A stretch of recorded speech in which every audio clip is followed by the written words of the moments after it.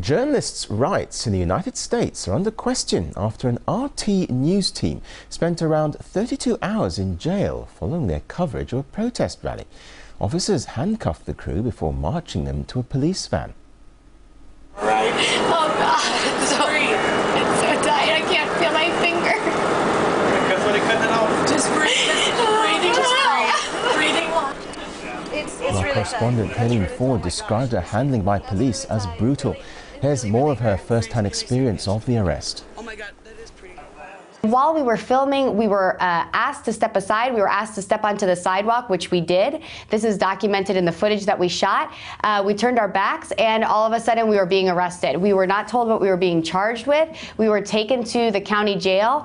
It took about 4 hours for us to be told what we were being charged with, and we were processed through the system, and we actually spent 32 hours in the county jail there in Georgia. Even though we were clearly credentialed press, we're accredited with the United States Congress, we presented our press credentials, and they still arrested us.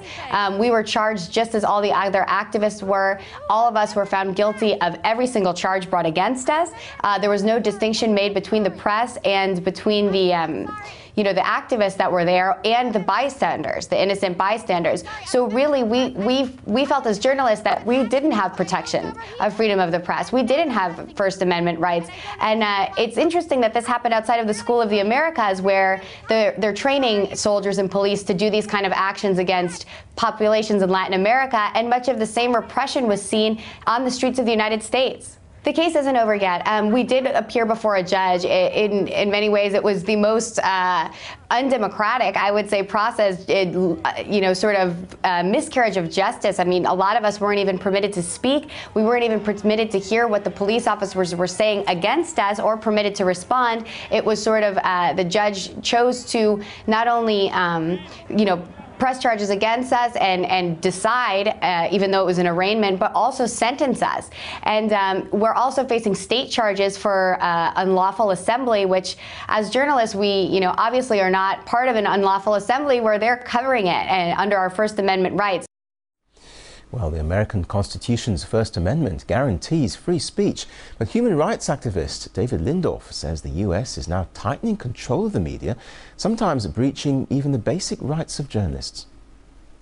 There's a more aggressive attitude towards interfering with the right of the free press, as your reporters found out down in Georgia. In the U.S., we're moving slowly toward, glacially, maybe sometimes faster, towards more of a police state, where the police run kind of rampant and nobody controls them. They're able to charge your journalists as demonstrators, which is ludicrous.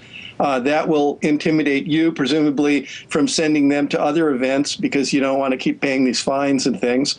The only way to deal with this is to fight them in the court. I think you're going to see more and more of it. The attitude that the police have is that they can do whatever they want, and that the First Amendment is really at their at their whim, not something that we're guaranteed. You're the only ones who are showing the guts to go and cover these things. And now when you get confronted with it, you should defend yourselves and fight the police on it. Well, the American Constitution's First Amendment guarantees free speech.